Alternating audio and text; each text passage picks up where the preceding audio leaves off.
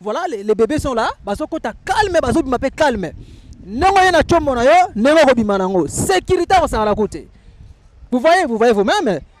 Bozo mona bino ba diaspora, bozo mona. Batu balingi mboka na bango. Le bel nana, ba bébé kitoko, baye, visite na sa tata Raphaël. Bonjour. Bonjour. Ça va? Ça va bien? Ça s'appelle comment? Je m'appelle Ruth. Ruth, tu veux faire quoi ici? Je suis venue voir le jeu 6e francophone. Chez les francophonies? Oui. Mais vraiment, c'était pas comme ça. Pardon?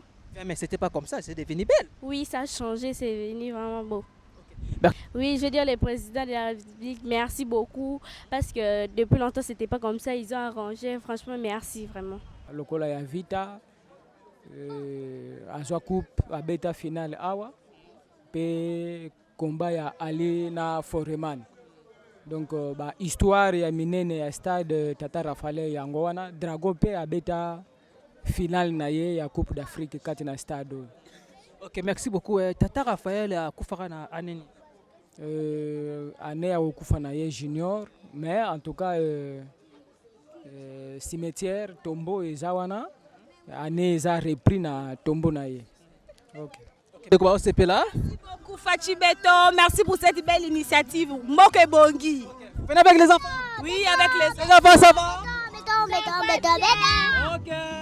Merci beaucoup donc bébé ça va. Ya biso yango oyo eza biso na biso suka ya makambo eleke bandeli mesiko yo nde tango na biso lelo eza lelo don't have to wait till tomorrow poto kende liboso tia kondima likolo na nyoso pomo ya koloba eza te mingi ya koloba eza te.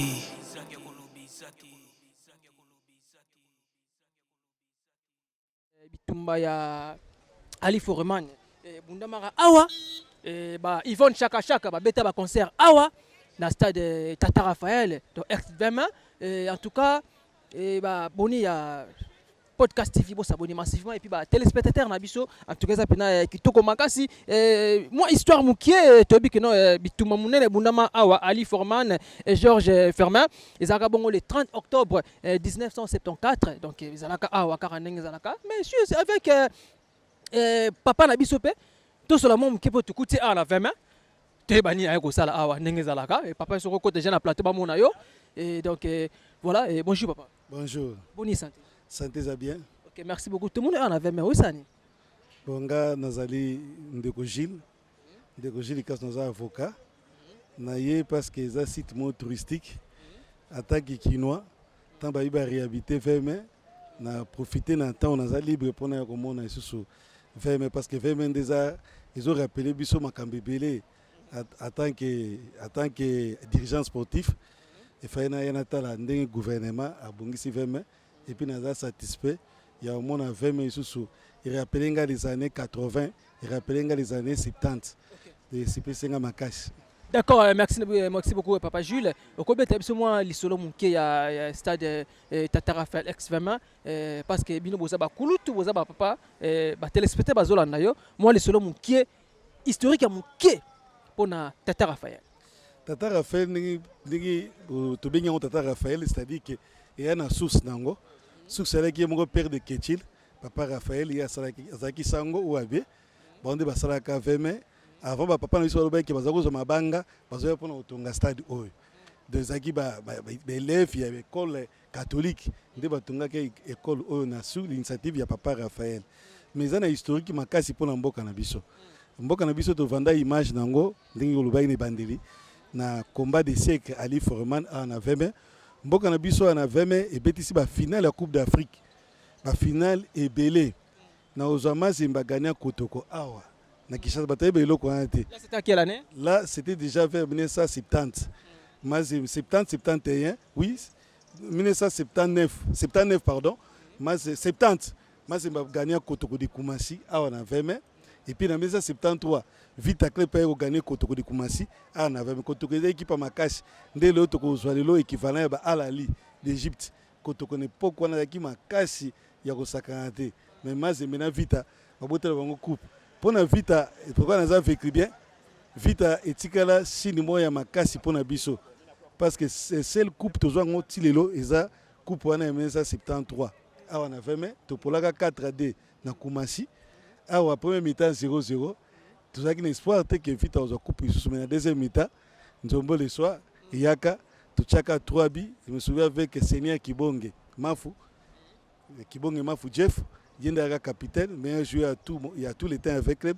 Et puis toyaka na Mavuba toyaka na Batumba Pusu toyaka na Mayanga ba joueur makasi baka na vita n'époque wana na katika ya veme tumoni Léopard akobeta na 1985 Léopard akolimine Gilles Bokande awa Gilles Bokande en 1985 tolimina Sénégal oyo tobeta na na la Coupe du Monde yana yesa ba Congolais surtout tcheka série na concentration Sénégal azana aérien surtout tobeta ye le 5 juillet 1985 dans le stade à Dakar tokenda 0-0 toye awa na Tata Raphaël na 20 mai tout ça là 0 dans ba penalty Gilles Bokanda rata penalty Santos mutubile pas rata penalty mais to gagner na penalty à Suka mutacha penalty à Suka na esprit na mémoire belaka loko azobeta na vita Simba azaki défenseur yenda pesa biso penalty à Suka to gagnaka mutaka na poto ya Léopard ezalaka elengesa to za qualifier to kendaka Coupe d'Afrique des Nations à Maroc 88.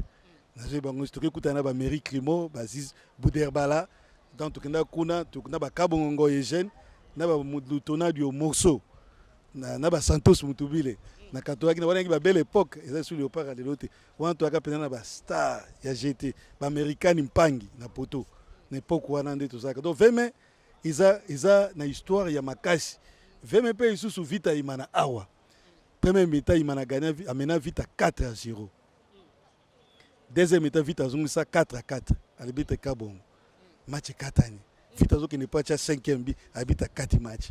4-4 vite. Donc, 20 maintenant, histoire, il y a ma casse. 20 mai, tout le monde va challenge Kazadi. Tout le monde challenge, tout le monde tourne un serein. Ah ouais, match à Boutou. Tout le monde va tourner ma casse. Donc, 20 mai, ils ont un historique, moka ma casse. Ngakuna linga ba pe misambuke combat Tata Raphaël. Parce que c'est biso combat 20 mai. Pour combat 20 mai, ils ont qui comme moko historique. Il y a ma casse na stade de 20 mai. Soit na Cameroun, ndé tout le monde na stade Amadou Ahidjo na Cameroun. Biso na Congo na stade de 20 mai. Mutako sa tout le monde na stade Mohamed 5 à Casablanca. Biso na Congo na stade de 20 mai. Ndé tout le monde na stade ya Makasi. Oh, il y a Afia, il y a Conakry, na Guinée. Donc on parle 20 mai partout. 20 mai Bilima beta finale. Na bosalaki Bilima Amical Sportif Bilima Dragon. A beta finale na 20 mai. A beta finale na Kano de Yaoundé. Kano de Yaoundé, il y a bandeko loko ba Eboué. Il y a Cameroun, joueur à Makashi ba awa. Il y a boso ba Osei Kofi, il y a Ghana ba ya awa. Pelé, roi Pelé.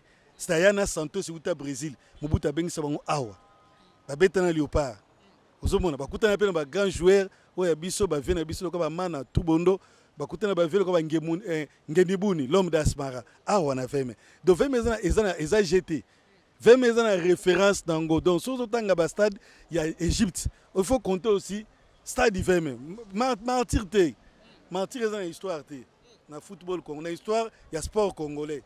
Les journalistes ont caché les cas à 20 mai. Na pesa loka ba velo ko ba paix à son âme chipumpu. Ba les cas à 20 mai. Ba sunga nzinga. Paix à son âme. Ba yekwalanga monga likita. Ba les cas à 20 mai. Ba veka bala mwana mbui. Ba les cas à 20 mai. 20 mai fula même actuel ministre à sport Kabulo mana Kabul. Tanga uti Lubumbashi abandi à 20 mai. Ozomona. Donc 20 mai et ça li ba vena biso loka ba fois sa tombisa. 20 mai.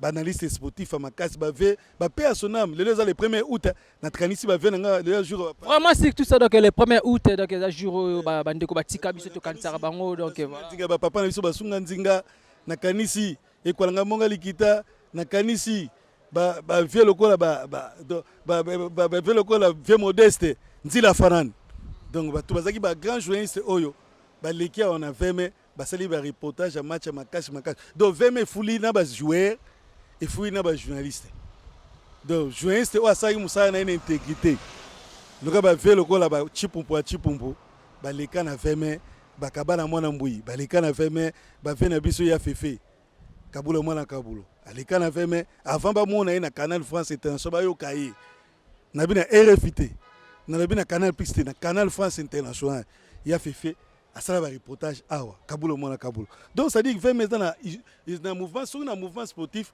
oleki na 20 mètres olekaka na 20 mètres oza journaliste te nesi yo bokoti na histoire po oleki na 20 mètres 20 mètres c'est ça faut leka na histoire koza na journaliste te ya plateau te fo ya na 20 mètres po bato mosusu babandi na 94 na martyr te awa nde pasi masolo ebanda pasi masolo ya football ebanda mpe batanga bayimana imana beta makati bamatch ya makasi ya contre Zamalek oyo tomona trouble na tribune entre Maifula na Do Makola bato bayimaka na bale bakanisa bango veme bimisa basekretare ya monene bavenanga mavakala na imana ya makasi do veme bimisa basekretare ya minene lokola na kopesa exemple lelo bavena biso banishai na avec club babandi na baveme Patrick Banishai comprendre mais ça bato mosusu babimi na bango basekretare na nsima mais veme fait ça là-haut donc veme eza elembo ya makasi ya sport congolais donc tout le monde a fait mes bêta tout le monde a tournoi ya 30 juin au tournoi ya 30 juin bêta mandi na 20 mai tournoi ya 30 juin d'ailleurs rassembler tous les provinces toi qui na 12 provinces na gouvernement ya kana époque azai pour toi en équipe à makasi to bêta ba tournoi provincial ah on a 20 mai yango bimisa ba mutamba abeta na imanate abeta na vitate abeta na spantou ba se retrouver na léopard pendant le tournoi. Les lots sont le tournoi national. Boubeti Petit, Kassai Occidental contre Maniema, Kishasa contre Kwilu. Vous savez, tu as talent makashi. Les lots biloko ezaka isute, veme zonga sima, veme va négligeango, suite à suivi le l'état ça est bien. Est-ce que suivi kozala? Ngana soué nangeza ka bazo l'équipe loko Vita.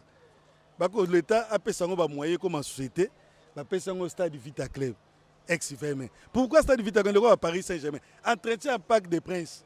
Paris Saint-Germain a comme société.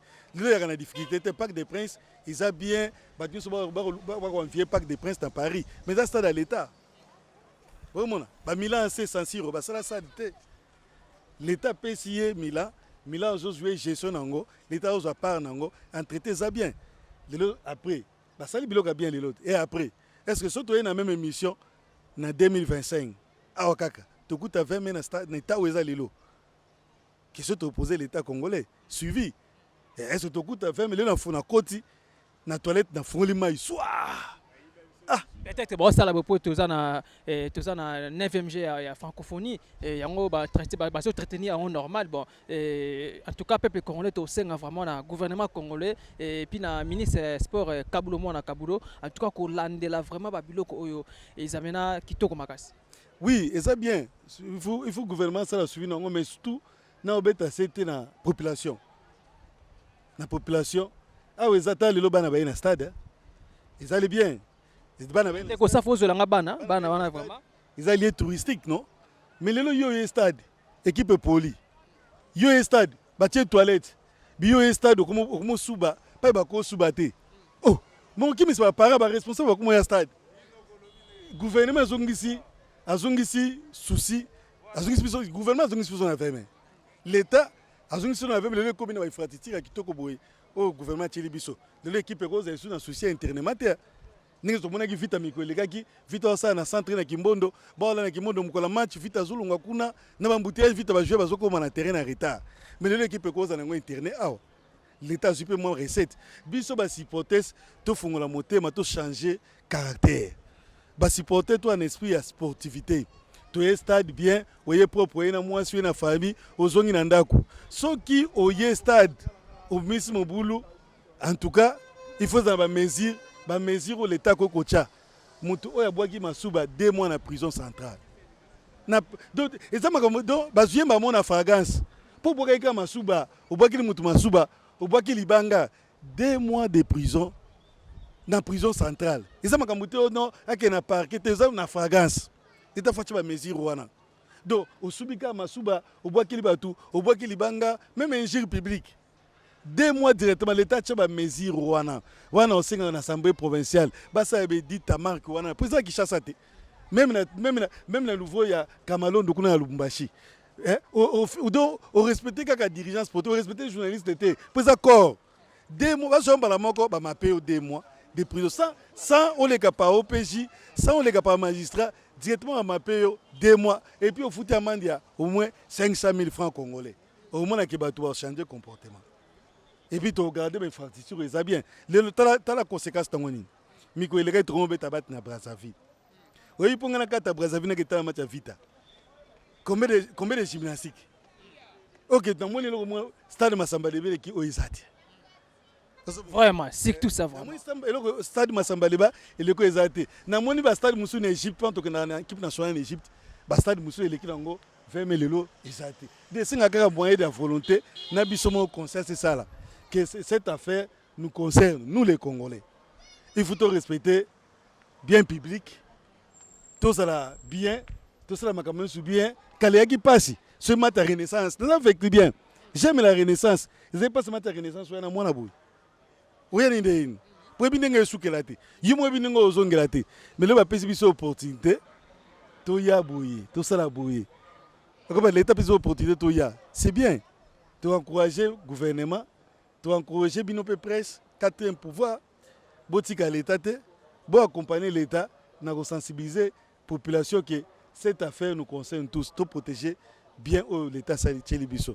Ils ont bien ma casse. Ok, merci beaucoup. Et donc, pour protéger bien l'État à Salé Bisso, les Kinois, les Congolais, en tout cas, tout le monde a Bisso. Awa, ils ont qui foule ya Rosaranate, artiste ça fuzola ngeloko yo, ils ont qui foule ya Rosaranate. Foule salite net na film. Donc, ce qu'on a bangungi ba suyo, faut que les Afrique du Sud pose un traitement, faut que les HG pose un traitement. Cela va plutôt mike awa au Sambwe.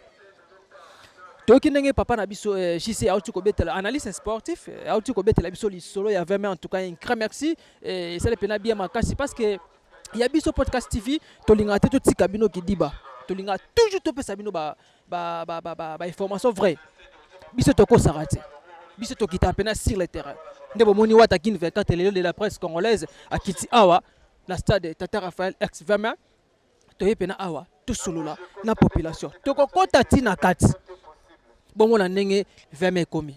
En tout cas, un grand merci à Montréal. L'artiste est très talentueux. L'artiste Safou. Na musalo sala kitoko. Car n'engé zalaka. Pourquoi on peut remercier ingénieur Doba Sadis ainsi que ma confrère nanga et na ba concert nanga en tout cas kitoko makas kaka musala et qui n'est toujours les bosso. Musala qui n'est toujours le bosso. Et donc tout ça on a stade Tata Raphaël activement. Bon, on n'engé commis. Bon, on n'engé commis. En tout cas, félicitations au gouvernement congolais et puis à notre président de la République, son Excellence Félix Antoine Tshisekedi Tshilombo. En tout cas, au Sali pour Nambo Kanabiso et Sali bien. Et Sali bien. Mais nous, les petits peuples, il faut faire attention. Vite, on a Mazemba, Betawa, Bitumba, Batuba Koufa. Là, c'était en 2002. Batuba Koufa. Mais cette fois-ci, non. Tolingi kimia. Tande basali musala kitoko. Sécurité koloba kotuste. Sécurité assurée. Ingénieur de basadi ça. Même les fanto yaka na yena 20 mains, même na martyr. On s'appelle pepele au sarana kotuste.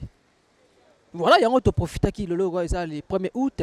En tout cas, bonne fête de travail. Na bapara nion, c'est bonne fête de travail à vous. Et mon salaire qui toko na que le les férié, mais biso sikoyo, il y a biso podcast TV to quitter sur le terrain, to sur la population. Bon mon sikoyo, vacances, ba uti Libanda, ba uti ba Londres, ba uti ba Belgique, ba uti bongo ba uti ba Paris. Donc ça vraiment awakaka ndenge za la rabaye bongo vacances, na profiter pe, na pesa pena ba moté.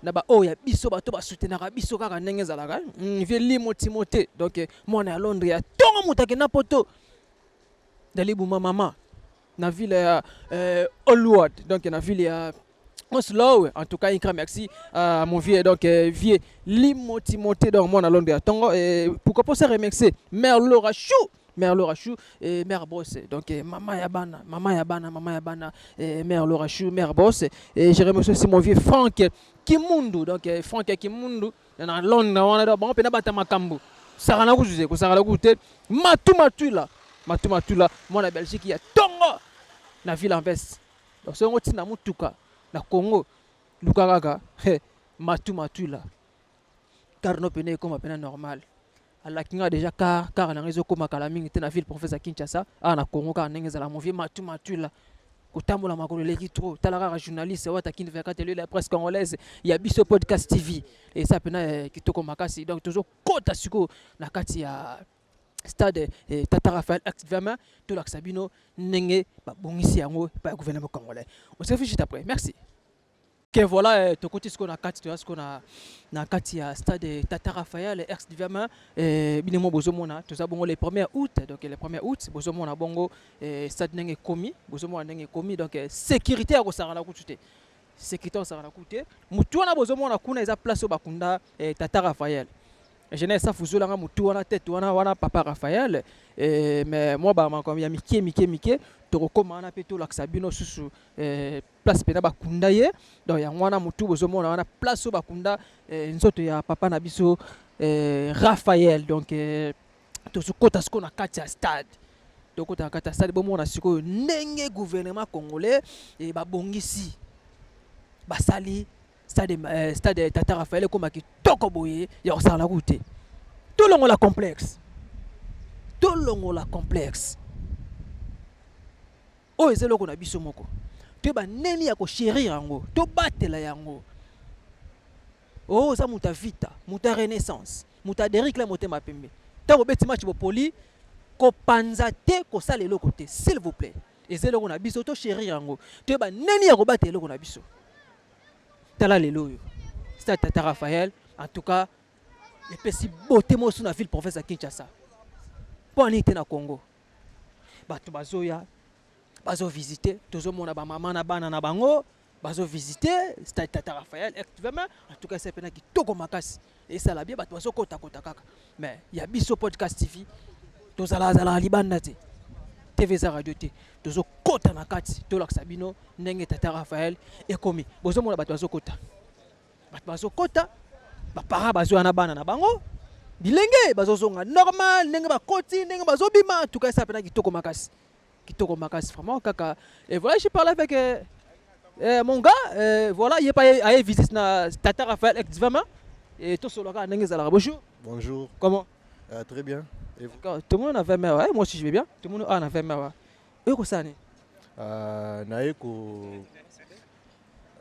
tala match ya lelo ya francophonie na ba ndeko na bango na sima na otala na bango est-ce que vous avez souvenir malamu ya stade Tata Raphaël?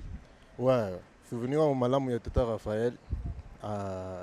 Vu que la première fois on a habité à la souvenir vous m'avez maté. Mais je me souviens un jour à Awa, tout à match moi les gars non bien. Voilà. Okay, merci beaucoup. Ndenge veme komi kitoko boy. Nino ko yebisa mokonza mboka na gouvernement ne mobimba. Ouais, ma coup de chapeau vraiment na président. Nanjima été qui ils a la kitoko boy francophone pour bien boy pays. Na sepeli fort ni na moni de nga mona e première fois na moni malelo ma que ça va to na moni pe que francophone to organisation na moni pe que nini ba et puis ça to ko ma permettre organiser pe ni chan ba ni mususu na sepeli fort président Fatou vraiment chapeau pour na.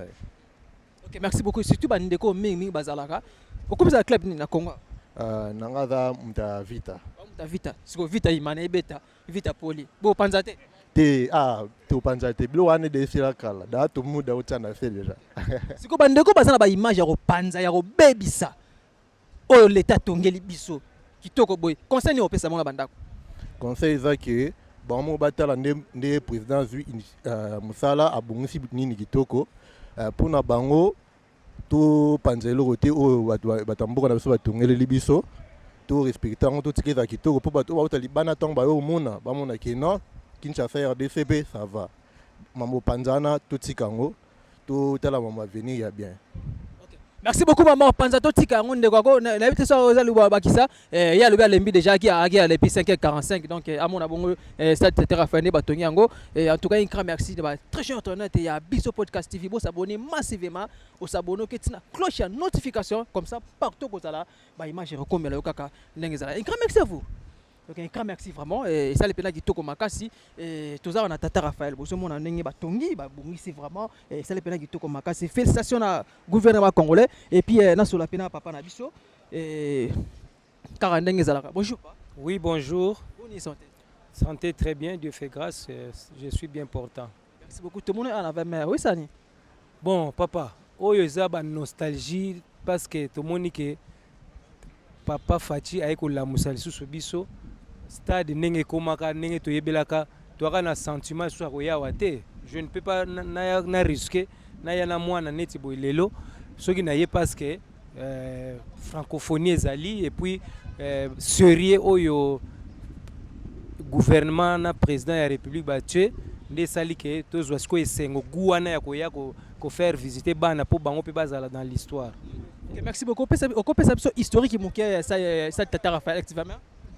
Bon, ex-20 nga nayebi yango ntango tozokola bon tozalaka nano trop petit ntango combat ya lie foreman ezalaka wana toabana mike je crois avoir une année comme ça toyokaka bahistoire wana mais toyaki nayebi que match moko nayaka kokota ezalaka Zaïre Guinée, non c'était Guinée Zaïre Burkina Faso.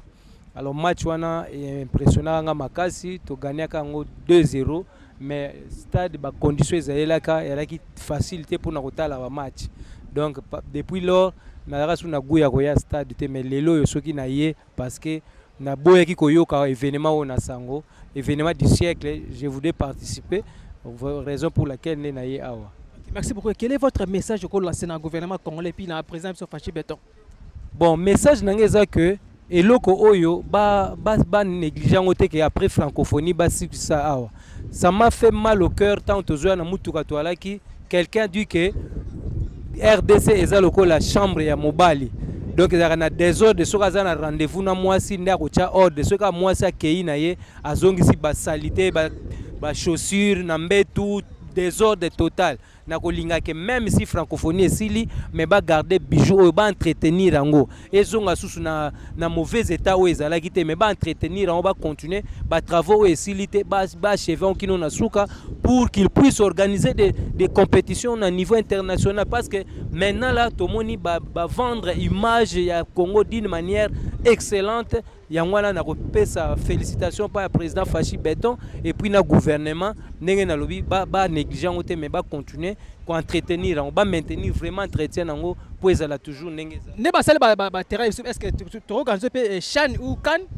Bien sûr que oui parce que ba pays mususu bazo organiser on a kanti bazana ba infrastructure nengo biso tozana ngo lelo te mais basuki sakaka ote parce que on a des possibilités avec la bonne volonté président Facha la kisi bonne volonté na gouvernement ba sale loko mais ceux qui peut ba conquis ko tonga ba stade mususu na ba Congo central ba province nyonso tozana ba infrastructure minene impeccable neti boye to organiser pourquoi pas même une coupe du monde. RDC capable, c'est un éléphant de l'Afrique. Hein? Si l'éléphant s'élève, c'est toute l'Afrique qui sera vraiment honorée. Donc, RDC, toi, a capacité, il y a ça là que d'organiser la compétition internationale. Ok, merci beaucoup. Bébé Kobaksamo Liloba, Tomoni papa Mimi moi nenga papa Choloba. Donc, sécurité on sera la goutte. À l'époque, c'était pas comme ça. Ngana za moi na veme. Cause of that. Si too much vita imana. Concert à Wera, concert à JB. Na bimela ndenge nini nga mokutu na obanga. Mais lelo to comme mema na bana biso. Bébé ça va? Ça va bien. Comment on est? Winner. Bébé Winner. Le est là papa? Et c'est nous allons. Et c'est moi ça quoi au la 20 mai. Et ça c'était stade ya kala. Boy ça bien comme on a biloko boy. C'est la première fois. Tu es satisfait? Oui. C'est pas le macassi. Mais ça, je ne comprends pas à Fachi Beton. Dès que ça, bati Congo a boy, ça a été que nini francophonie aussi là, bah changer dans les zones non dès ça là na car. Donc tant que francophonie aussi les tika là a boy.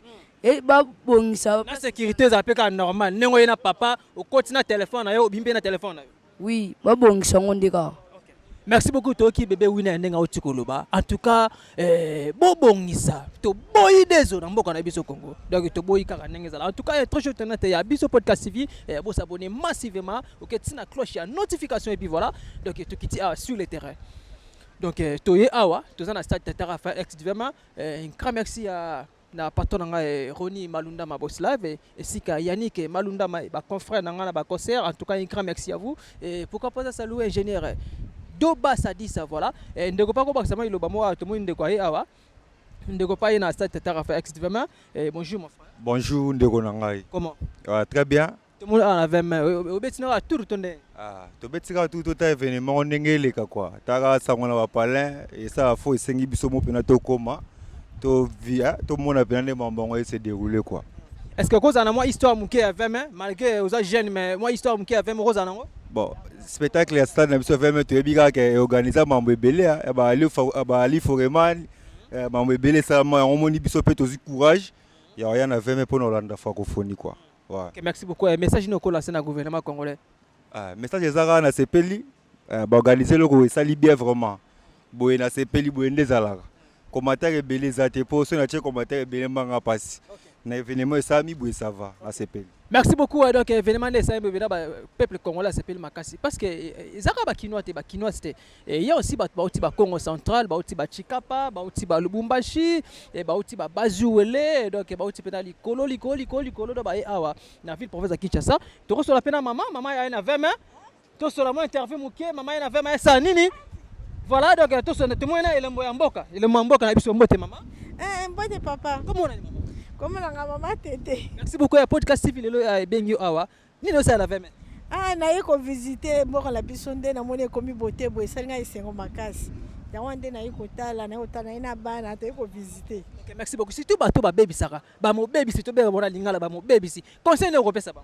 Te omoni ndenge basabwe biso moto za la propre parce que mboka yo moko bongisi. Mon papa ya kobongisira ye moko te fo biso moko bana mboka. Place biso za la propre. OK. Merci beaucoup d'avoir place la biso za la bena propre te moni mama a pe visite awa na bana na ye a kota la stade Tata Raphaël activement. En tout cas un grand merci à vous donc ba téléspectateurs la biso et puis ba notre internaute donc il y a biso podcast TV ici c'est la vérité la chaîne de référence de awa ndé sika besoin d'information vrai car ndenge zala tozana Tata Raphaël tozo kota la carte siko bomona ndenge bana bazo miser et voilà les bébés sont là. Palais. Il y a sécurité, non, sécurité totale. Sécurité totale. Les enfants, ça va? Ça va bien. Tu t'appelles comment? Belbichingi Masiala. Ok, tu viens d'où? De Bandal. De Bandal. Tu veux faire quoi ici? Je ne sais pas. Tu ne sais pas comment tu les rends une visite au stade Tata Raphaël? Je suis venu visiter. Vous venez avec qui alors? Ouais, comprenez, donc elle est vraiment très timide, donc voilà. Et bébé, ça va? Ça va. Tu t'appelles? Mia. Myria, ça va? Ça va bien. Tu veux faire quoi ici?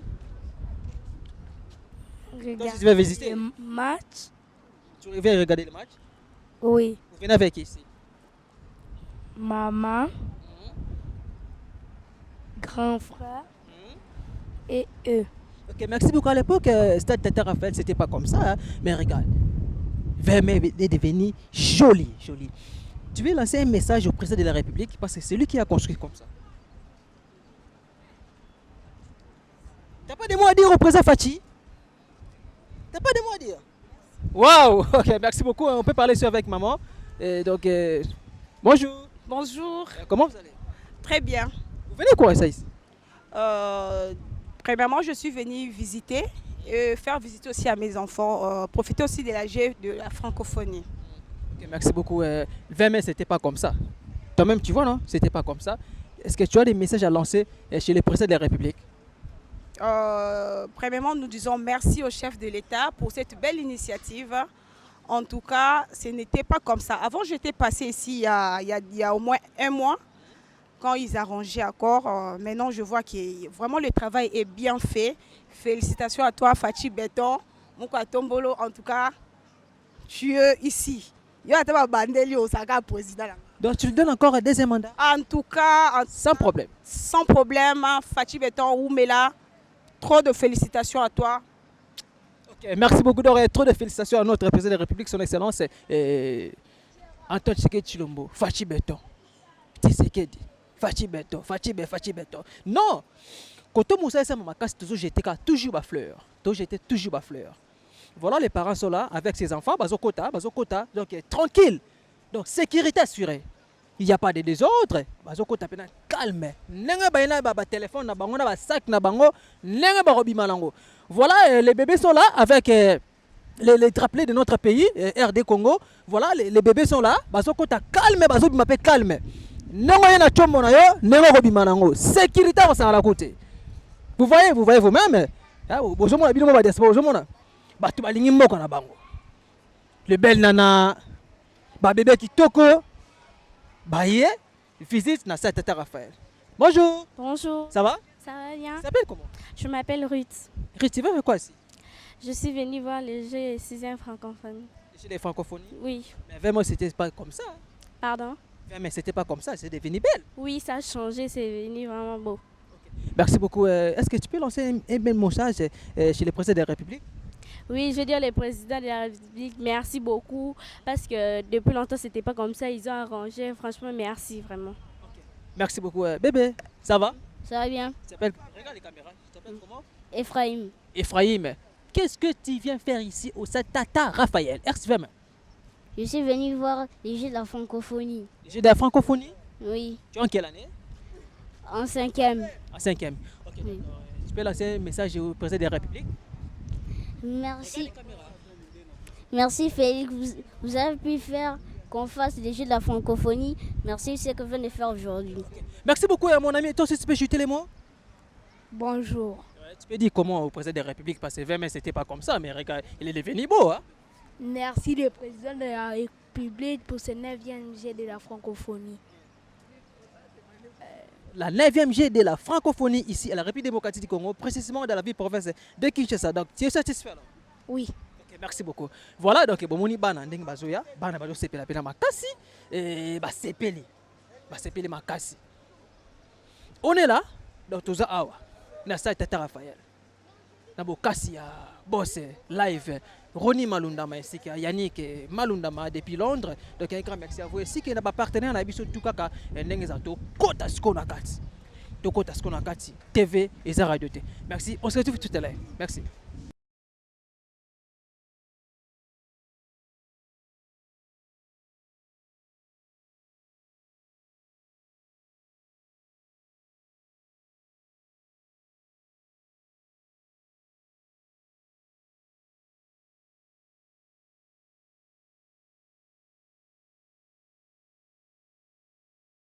Ok, voilà, nous sommes maintenant à l'intérieur de Tata Raphaël, RCVM, donc tout ce qu'on a tout le monde bon et tout le coup y a battu donc le peuple congolais, bauti bon libanda yamboka et baza abaye kota la bon 9e G à francophonie à la ville province à Kinshasa précisément dans la République démocratique du Congo en tout cas une grande merci au gouvernement congolais et ce qui son excellence monsieur le président de la République Félix Antoine Tshisekedi Tshilombo en tout cas une grande merci à vous nandengo sali vraiment pour que peuple congolais bazala satisfait donc ba sepela kaka ndenge ezalaka voilà tout ce qu'on a na kati vraiment tout cela pena doyen donc doyen na moni na kati awa bonjour. Bonjour monsieur. Comment vous allez? Oh, ça va vraiment ça va. Merci beaucoup. Podcast TV lelo ba kiteli bino na site Tata Raphaël ko pesa so kombo na yo? Na so lingala parce que na sala fierté à la langue na biso po batu nyoso bako koyoka message na bengami na kombo ya papa Pele Ngwanganda Mundende avani na Njili quartier 7. Okay, merci beaucoup. Lolo to moni ana veme awa c'est que oyibi bina histoire ya veme mo ke to kozo mo historique mo ke ya veme. Vraiment histoire ya veme komona ndeto kutanya wa esalinga esengo makasi nakanisi lisusu ntango andaki kokolo na papa o baparo baboti biso nde bandaki kozwa biso tozali na bana mike bakozwa biso koya match ya pokwa komona su veme na eta vraiment ndenge ekomi tuka coup de chapeau na son excellence Antoine Félix Tshisekedi Tshilombo.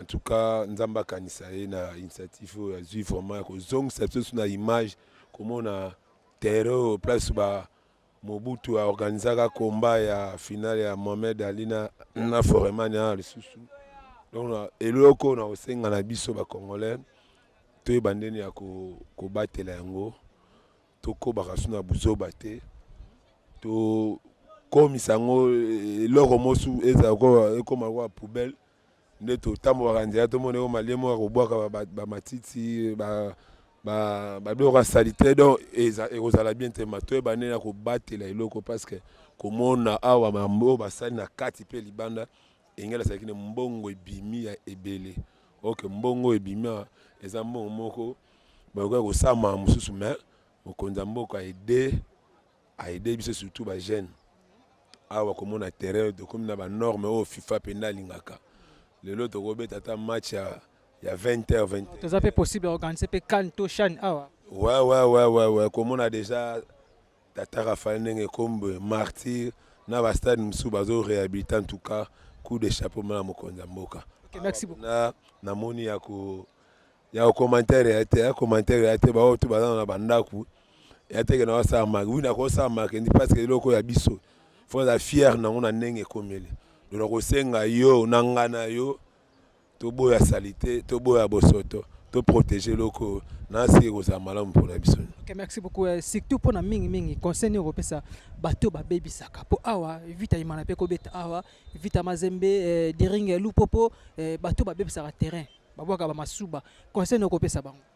Bon en tout cas bateau babwaka ba masuba netinga boya responsable na longo ndako nanga kokota on atali qualité ya toilette on ba réflexionner ngo il faut na zoba kena lingelo côté pour moto pena moto esalaka azana mayele ya bomoto na kati wakoyi kosuba te akoyi kosumba te akoyi kobwaka eloko ya salite te mpona bosoto wana yango lelo baclub na biso euti kosibiri saison passée mpona kozanga esika nini bo bakoyi kosakana masano okoyi kobeta nde omonaki lelo ve club bato sibiri yaki na Brazzaville ok loko so gouvernement bi bolelo Tata Raphaël to bonzela ngo ve club a livré en attendant le quoi stade des athées le ko la paix de ringa na stade te ba manye mainova ba renaissance ba stade des athées et ça qui a resomba conscience biso surtout biso ba supporter ba o ba ya rapona ko bebisa en tout cas na sengi bino na to somba na conscience mbula to ko ba na bosalité te to ko ba na ko bebisa te pour mbongo ebimiawa soki azalaki yo moto misali na poche na ndimi te kolinga eloko bapesi biso ya ofele tolinga si kobebisango donc tobatela vraiment nasi ekozala kaka mpona vita te même léopard soki mpe lelo martyr mwa koko soki kobeta même mazemba kobeta presque eza eloko ya patrimoine congolais même l'équipe mosusu en face tomona Congo Brazza koyi koya mpe kobeta bamatch aso aza kwakoso na pays na Gabon ndenge moko balibi bazambi akoyi kolivre. En tout cas, pour le stade, vraiment, je remercie encore le chef de l'État, Nzamba Kanissa, vraiment, le peuple congolais, tout battre les locaux, on a aussi et vous en malam. Puis là, nous avons si un moyen de konzambo, la bique non, moi ba retouche moi mike tika si un moyen et ça to senga to obligé te. Ba tel absolument sous moi batol, ya ba grader ndez la kana town. Le stade arena. Voilà, yango ana vraiment. Talaka ine amsuba moi mbula presque yoko ya place okima vraiment ekozala te mais to obligé te to senga nde na ikeno message ekoleka epai ya maire de la ville ministre ya sport akoyoka yango ekoma mpe epai ya chef de l'état nasi yaza moto basirprise soki ayaki message nasi akosalela biso mpe ndenge asipi kuna ya maboko ya basket nasi ekosala biso mpe malamu mingi vraiment. Merci beaucoup tokendenge papa so tikoloba donc tosenga kaka ba entreteneur en tout cas to batela eloko na biso c'est un bijou donc c'est un bijou to organiser pe Cannes to organiser pe Chan en tout cas pourquoi pas Coupe du monde pourquoi pas ce coupe ndeto mona ba stade ba Wembley ba kosala ngo pe awa et ko sa pena kitoko makasi en tout cas peuple congolais particulièrement dans la vie pour ça Kinshasa ba kinoise ba sepele pena makasi il y a des gens ba uti Bandundu ba uti Congo central ba uti Bazuele ba uti ba Goma ba uti ba Katanga ba awa Kota la bongo 9e G ya francophonie à la République démocratique du Congo précisément dans la ville province de Kinshasa en tout cas il s'est pena kitoko makasi kaka ndenge zala TV0 radio T il y a biso podcast TV tokotara partout. Merci, on se retrouve tout à l'heure. Merci. Donc voilà, tout ça toujours na stade Tata Raphaël exclusivement et voilà né bozomo na bongo awa tout ça bongo na 9e G à francophonie en ville province de Kinshasa précisément na République démocratique du Congo. En tout cas un grand merci au gouvernement congolais ainsi qu'à notre président de la République son excellence monsieur Antoine Félix Tshilombo. En tout cas un grand merci à vous. Na ndengo tout ça la pena initiative oyo ya kosangisa ba pays ebelé. Plus de 49 pays bazabon awana mboka na biso Congo kaka ndenge zalaka et voilà tout ça pena ba congolais to beta masolo muke ya stade Tata Raphaël exclusivement na papa na biso ka ndenge zalaka mbote papa Mbote podcast TV le kiti awana stade Tata Raphaël comment est Papa James na vraiment tout monde ayo kusani na ye natala je ya francophonie précisément match il fallait beta ma ya Bénin na Mali. Mais malheureusement Mali a été donc a été na ba équipe ya football a été na ba jeu ya francophonie donc tozo la arbitre a 4 matchs pour tozo ngabandako. Merci beaucoup ya papa tokozo moi lisolo muke ya stade Tata Raphaël. Oui, stade Tata Raphaël ndenge kombo ezali etongami pa ya père Raphaël etongami mwa kala et eza stade moko mythique ba coupe d'Afrique ebetama wa lokola ya vita azwa coupe abeta finale awa pe combat ya Ali na Foreman donc ba histoire ya minene ya stade Tata Raphaël yango wana Drago pe abeta finale na ye ya coupe d'Afrique kati na stade. OK, merci beaucoup. Tata Raphaël akufaka na aneni année à okufana ye junior mais en tout cas cimetière tombeau ezawana année eza repris na tombeau na ye. OK. OK, merci beaucoup. Quel est votre message que vous lancez na gouvernement congolais ainsi que na président de la République? Oui, merci na fachi oyo biso to vota pe na ba réalisation na ye. J'ai eu la francophonie, c'est une bonne occasion. Il y a que mboka na biso Congo au travers le monde. Batuba yeba ete na Congo, il y a la guerre, mais il y a aussi la paix, la sécurité. Alors j'ai eu sangisi biso, il y a vraiment occasion moko ya munene. Il y a que photo remercier le président de la République na ndenge a organisango katina Afrique et puis c'est pour la première fois en Afrique centrale. Merci beaucoup. Maintenant, sécurité, ça n'est sécurité, est bien, est impeccable. Entraînango, surveillance des amakas, contrôle des amakas, donc sécurité, est bien. Par rapport à ndenge total qui ba championnat, mikolo legaki, oyo pona ko bima ba shege ba ozela yo libanda, mais awa namoni sécurité est à 100%. OK. OK, merci beaucoup parce que tout le monde baboti bazoana bana na bango tout le monde babilenge bazawana donc ya roba en route zate reka même donc bébé bazawana tu vois artiste ça faut que zolanga bébé bazawana donc papa ayena mwana na ye ya mukie à cause na ba 6 mois je crois si je me trompe pas à cause de 6 mois donc en tout cas coup de chapeau à notre président de la République Fachi Beto et puis la police à Kinshasa en tout cas le général Blaise, en tout cas, écoute, pas vous parce que user numéro 1 à la police, à la ville province de Kinshasa, na sécurité tout ça là, et puis na ba mamba na biso, tout ça, na ba chikata, et baza vraiment libanda ou tout autour, donc karandenge zalaka. Merci, on se retrouve tout à l'heure. Merci beaucoup.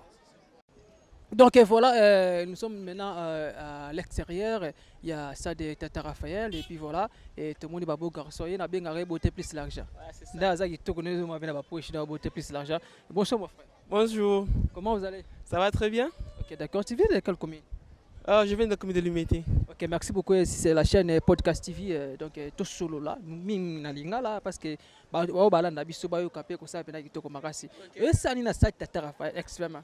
On a écouté le match à Bénin contre Mali, mais malheureusement, je ne savais pas que l'équipe Ango a disqualifié ou baïté, donc c'est un peu ça. Mali, athlète misus mais football, bango, toi betara, ndemona makolo, bango baïté, kimi na bango. Il y a un qui est surpris parce que le local est à week-end, bon pas week-end mais férié.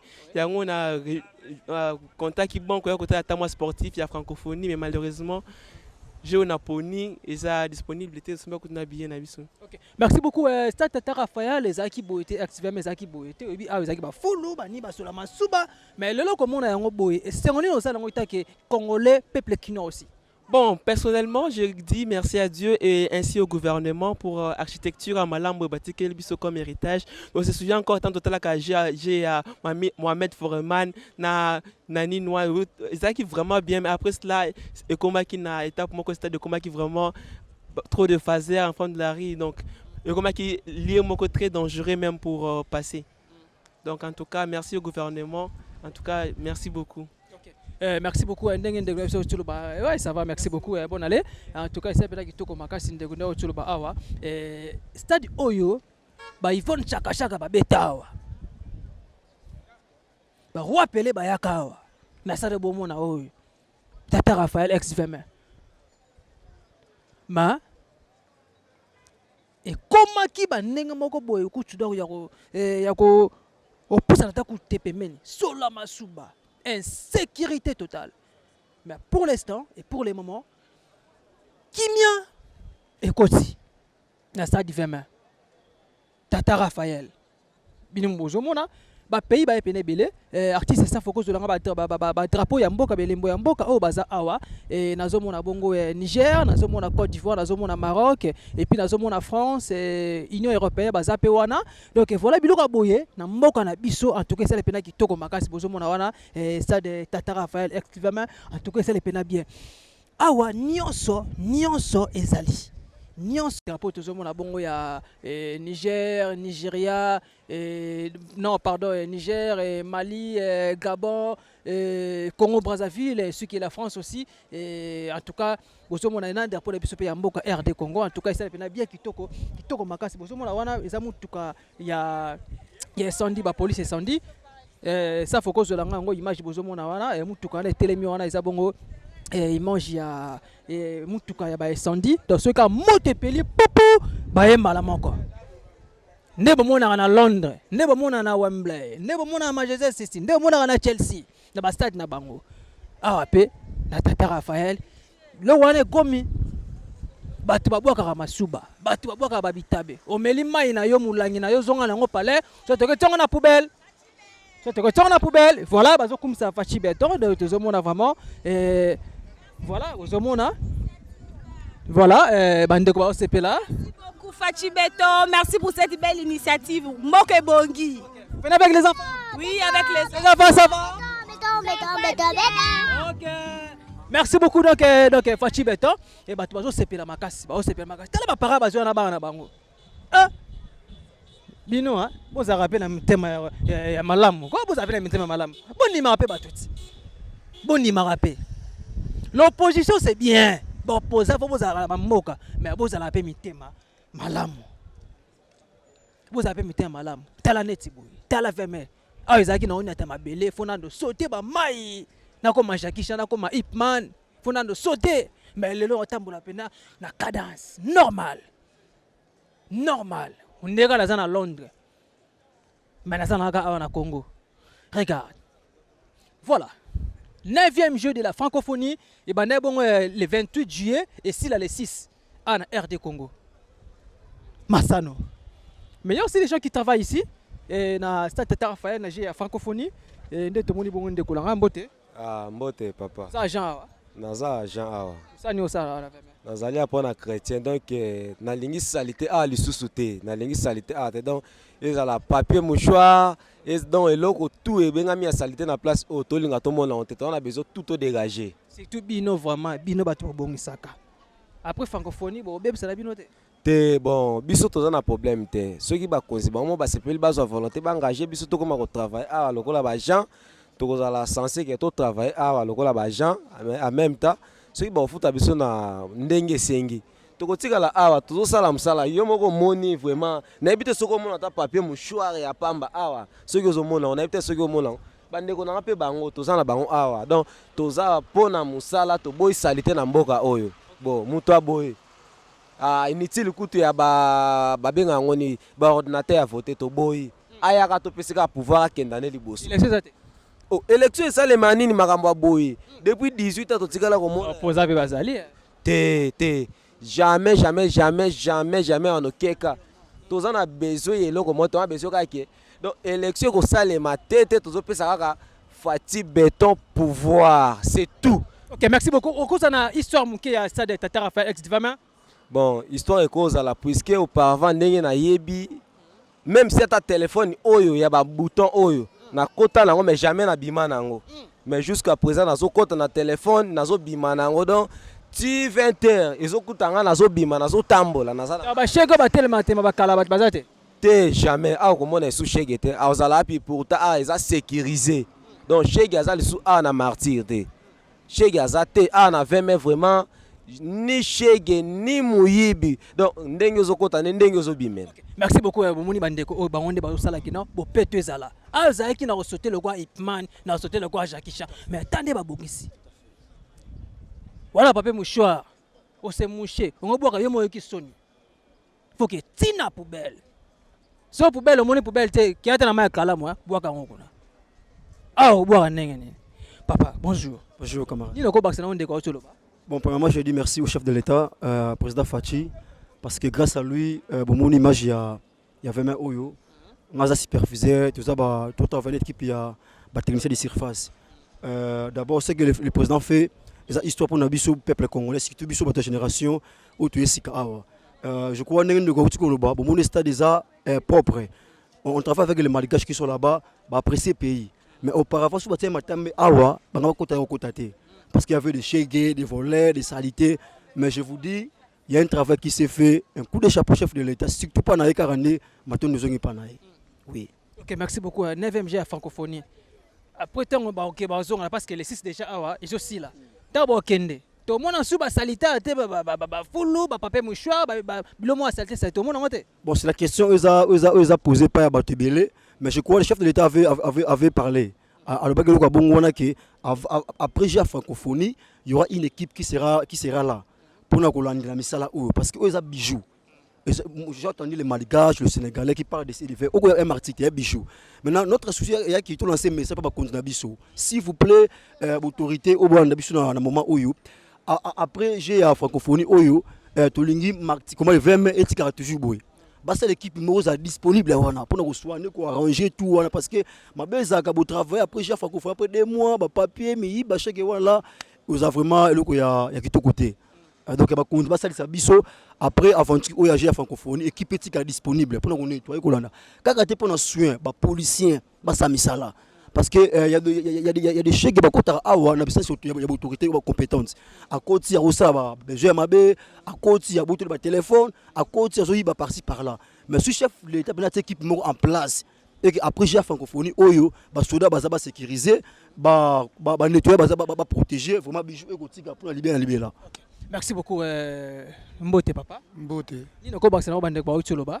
Oh na o bande ba ocholoba pour ne pas faire tautologie. On a conseillé à la bande qu'on a besoin de changer mentalité. Donc la chef de l'État a kanisi kosala la mboka makambo malamu to moni biso nyonso propriété de côté. Et là que ça m'a besoin nini Congolais ceux qui moni loka malamu boye il fallait abanda ko bebisa kosala boye bisala ça les a malamu te. Tous la mentalité ya que ceux qui to moni loka malamu to yeba ndenge nini ko batela ngo. En tout cas so to bateli mboka na biso malamu mingi penza na ba place moko neti ya ba sport boy e ko zala malamu mbela pe nazo lancer pa ba conseil ya nini et loko pe sala ke musali sali malamu motivation paiement e ko sala ke muto sala musala malamu bas kanisa sécurité ezala malamu ba bazo nettoyer bazala malamu en tout cas musali ko sala malamu de konanga yo koti stade a chambele na bande kwazo kota au koti stade au melimai moi sachez za wana oche au meliji oche ko sala malamu nde eloko na kosenga na ba bandeko nyonso bakonzi ya mboka na biso nyonso parce que mboka eza biso nyonso. Merci. Merci beaucoup ndeka ndeko otoloba surtout na zo mukie ko sima côté otoloba kambo ya salaire tant bozo motiver batu ba gens qui travaillent ici bon travailler pe qui toko makasi mais dès que vous laissez comme ça bozi ba mbongo botina ba libengana bino botonga ba immeuble gouvernement congolais ba misi mbongo pona ba entreteneur ba gens qui travaillent nesi ba libana bo wata bo peto yo zi mbongo wana tina libengana yo osomba mutuka ozwi mwana otinda na Canada ke kotanga. Nous voulons pas comme ça. Bato ba sala bango ye. Ye ne faut bénéficier na mongo ya mboka na ye. Ba chef bazali. Bazali. Bazali ba liste yaka boykota boyto zaka bandenga bandeko to nene. Tete liste ezali soki osali mosala na yo bapesi yo transport na yo ozongi. Tozozela kaka soki tosilisi ba jour na biso mosala bafuta biso lolenge toyokanaka. Merci beaucoup Bafuta Borné Lengi Bayokanaki. En tout cas, un grand merci à notre président de la République, son excellence M. Antoine Tshisekedi Tshilombo. Un grand merci à vous, Namoussa Osa Pena Makasi, na Mboka Nabiso Congo. Nous remercions aussi le gouvernement congolais, le Premier ministre, donc Sam Malokonde, ainsi que le ministre des Sports, Kabulo Mwana Kabulo, ainsi que mon vieux papa Yako Changai. Sina Télé Mabouye, c'est grâce à lui, papa Nanga Poissa.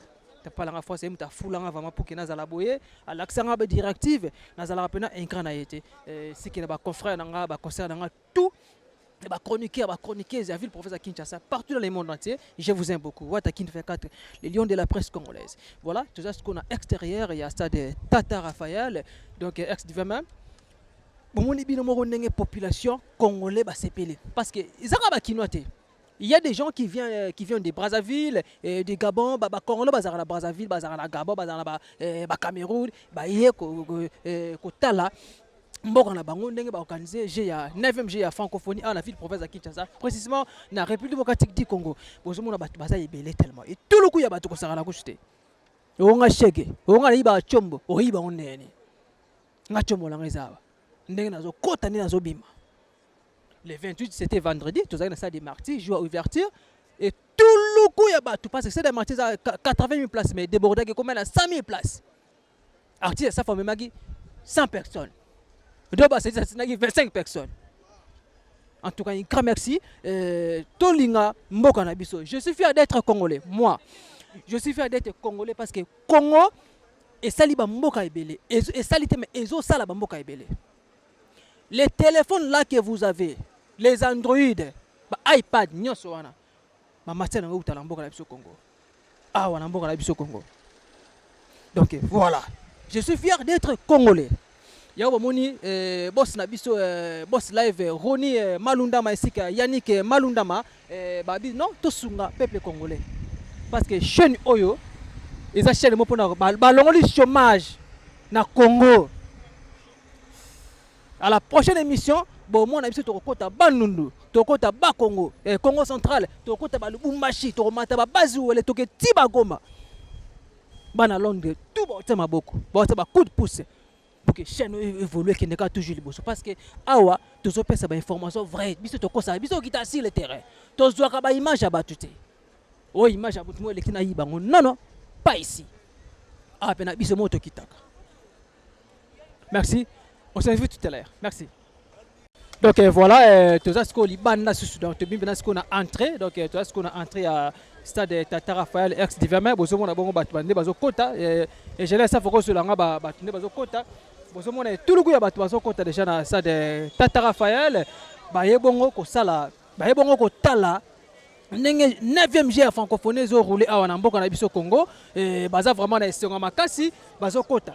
Vous voyez vous-même, bozomo na kaka.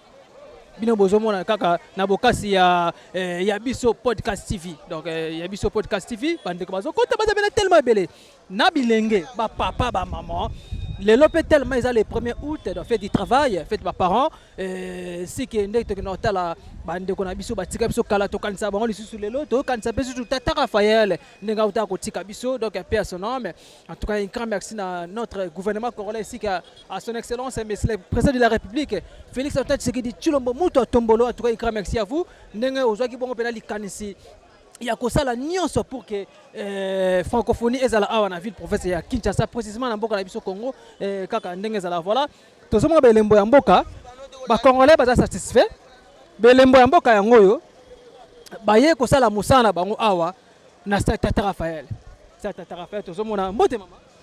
Bonjour papa. Comment nga Chela. Mama Chela bonisa. Ah santé kimia to sepeli mokonzi ya mboka ache pena soda oya makasi na porte ordre ti ebandeli ti suka tomoni désordre te fati beton aumela seko na seko po toza ya kosepela toteki abongisi place nyonso bato bazokota asali makambo ya kitoko makasi tosepeli na ye aza président na biso tosoutenir ye beton opesi sur deuxième mandat to ye kutu 10 mandat 10 mandat wa kaka libela royaume ekoma libela. Merci beaucoup à toi, maman Labiso Awa. Il peut se présenter, mbote maman. Mbote papa. Comment on a? Maman Titi Lipasa. Maman Titi Lipasa. Donc bote plus la jeune na mon be la poche pe kuneza rofimba. Boni masango ya francophonie awa na ville province Kinshasa. Ça va penati na kati na sali visite. Na yo buka na kutwa mais ça va. Bukani? Na kweki kuna na ude na 4e niveau donc kitoko na visiter pena partout ça va. Sentiment na omoni cette tata Raphaël bongi yango émotionné makasi. En tout cas na sepela zo sala. Alors ça malgré bato bandimaka te mais ngala ndimi nanga. Merci siko bato mingi ba bebisaka bato ba kaka ko bebisa. Conseil ne kopesa ba. Bon sécurité kaka ya po ba kinwa pe balingala bango propriété te. Malgré na kati ba bongisi mais ba moka ba bebisa mais ba sala ka musala na. Na moni ate sécurité à continuer simba. Merci beaucoup donc ya bo continuer ko simba ndenge tozomona ta bato bazokota. Bana na bana ba para ba na bana bango voilà ba para ba na bana bango bazokota stade parce que sécurité assurée bana mikebo à l'époque c'était pas comme ça au moins moi muki a kota na stade ya Tata Raphaël moi muki a boy ozo banga match vita imana renaissance imana mais moi muki a boy mais lelo na 9e G francophonie awa na ville province de Kinshasa précisément na mboka na biso Congo bana mikeba ye ko visiter cette Tata Raphaël ne komi kitoko makasi et comme il toko makasi ko sala route bijou ba parents baza banda ko botina bana bino to profiter na moment oyo bana ba ko se détendre et vous savez ki toko makasi voilà tala mulongo mote ba mote comment on Alain podcast TV qui télébino awa to somoni awa otambola ni ça na veme en tout cas c'est ma première fois ya ko participer na 9e G de francophonie. En tout cas, on a essayé de vivre, mais ce qui s'est passé dans la carte. Ouais, en tout cas, merci. Est-ce que papa n'est pas même bana? Bon, on a mis un bana samedi. Le long on a vivre dans nos réalités dans la carte et puis le samedi on a même famille. D'accord, merci. Bébé, ça va? Ça va bien. Comment tu t'appelles? Sibim. Sibim, tu veux faire quoi ici? À francophonie. Tu veux visiter la francophonie? Est-ce que tu peux remercier le chef de l'État? Oui, merci. Tu es satisfaite alors? Oui. Tu viens avec maman? Oui. Où est maman? Je lui ai... D'accord, merci beaucoup. Bonsoir. Bonsoir. Comment vous allez? Oui, je vais. C'est la chaîne Podcast TV qui télébino awa na sa Tata Raphaël. Et c'est nous aux alango ya komona ndenge ça de komi boy. En tout cas, on c'est en makas. Bablo a fait dans la namboka na biso. On c'est en makas. Na pesi merci na chef de l'État. Fati Beta Oumela. Oumela. L'accès zati. Oh. Pendant le deuxième mandat ya sir. OK, merci. En tout cas ba congolais. Oh soki bata ba yoki yango ba opposant wana so ba yoki yango mais na habité soki za ndeni ba belle action zate. Voilà donc tu as toujours awa na stade Tata Raphaël ba tout le monde ba bazo kota ba bazo ebele même sur les enfants voilà momoni bana na bilembo ya mboka bana ba yebongo ko rendre visite ba ko visiter plutôt baye ko visiter mboka na bango stade Tata Raphaël et siko wapi bitumba ya Ali Foreman bundaka awa c'était en 74 et puis siko wapi ba Yvonne chaka ba betaka bandule awa vita mazembe batebele bakufa awa bino bozomona baye kotala ndenge stade du Verma Tata Raphaël ex du Verma ekomi en tout cas kitoko makasi vraiment toujours remercier toujours le gouvernement congolais ainsi que notre président de la République son excellence monsieur Antoine Tshisekedi de Tshilombo coup de chapeau à vous dans balobi coup ba congolais ba bien élection zate pas na ngate nazo ba ndengona ngate zo ba ndengona donc bazo féliciter président de la République kaka ndenge zelaka on se retrouve juste après merci.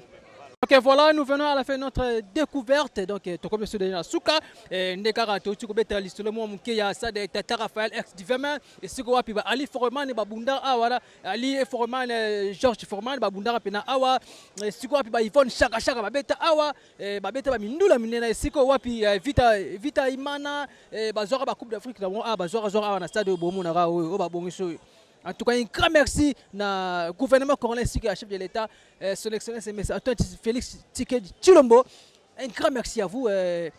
Donc qui m'a souvent pena ko remercier ba abonné na biso ba to ba talaka pena ya biso podcast TV ya biso podcast TV ya biso podcast TV ba le chaîne YouTube zo pesa makambo chaîne YouTube yo baza na souci ya peuple congolais ba longoli to ya chômage ensemble pour toujours et jusqu'à la solution ya biso podcast TV. En tout cas un grand merci na Boss Live Roni Malundama Sika Yannick Malundama et puis na ba partenaire na biso donc le lot qui awala na stade Tata Raphaël ex Divama poto zo pena moi historiquement mukebe boyo ki ba témoignage ya stade Tata Raphaël ex Divama ndenge batu baloba kulutu balobi ba télévision ma solo vraiment kaka ndenge zalaka. En tout cas stade oyo zaki stade moko ya ko négliger mais dia fait grâce à côté pena mitema ya gouvernement congolais ba bongisi stade abiso o Tata Raphaël. En tout cas ça pena bien makasi car ndenge zala ba boy ko tambongo na libenga mais il y a des gens aussi bazo yiba dollar coûte koloba coûte commenta chaque jour merci na okimba pena manko pesa mbote belé pa ya bato ba soutenir biso bato pena ba linga kina bomona ba journaliste nyonso ya podcast TV bazaka propre ba belle fille ba vrai Joe Binemo bozomona kaka ndenge zala leader de la presse congolaise Watakine 24. Voilà donc toza awa devant porte ya Tata Raphaël bozomona ba entrée ya batu donc kopesa ba mote belé ba mote pena ebelé ba remerciement aussi na vie limotimote mona Londres ya tonga mutakenda Londres libuma mama kaka ndenge zala na ville ya Oslo donc kuna pena ba bien mutakangi pena kota pena stati ya kuna kutukoboya kujute mère Laura Chou mère boss la belle nana Laura Chou mère boss la belle nana Laura Chou mère boss. En tout cas ils appellent qui toko makasi nengo linga kola livre sterling te nengo linga kola dollar te les qui sont à Western Union et ça appellent qui toko makasi sans oublier aussi mon vieux Franck Kimundu donc Franck Kimundu donc un grand merci à vous ba bibino pena bossa qui na pour que ba journaliste mino bazala qui toko karabo bazala pe kara bien na ya biso podcast TV matu là donc matu là donc mona bela tongo babis ngana sude ya mutu kala nga et uta veste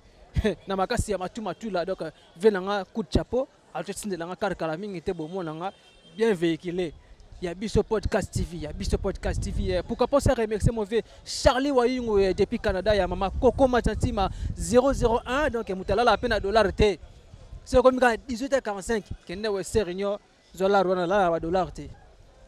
Boss Live Roni Malundama Yannick Malundama merci à notre partenaire ya biso podcast TV awane makambo papa Rémi comme stati à Paris ya mama Georgine Longo ainsi que famille Ndombele Mobimba les amis de Watakine 24 bino tout na lela bino ya dégâts au Sarana Kujute donc ba remarque na bino bo s'abonner massivement na chaîne YouTube podcast TV de biso podcast TV bo s'abonner massivement OK na s'abonner OK tina cloche ya notification comme ça partout rozala ba vidéo et comme la yo awande makambo ya biso podcast TV awande makambo la chaîne YouTube numéro 1 la chaîne de référence chaîne le roli to ya chômage na ville province à Kinshasa puis partout na Congo to kota Lubumbashi to kota Goma to kine babu Kavuro partout to za ba Ituri Kalaming to kota kaka ndenge za pona ba découverte to ka isa pena kitoko makasi.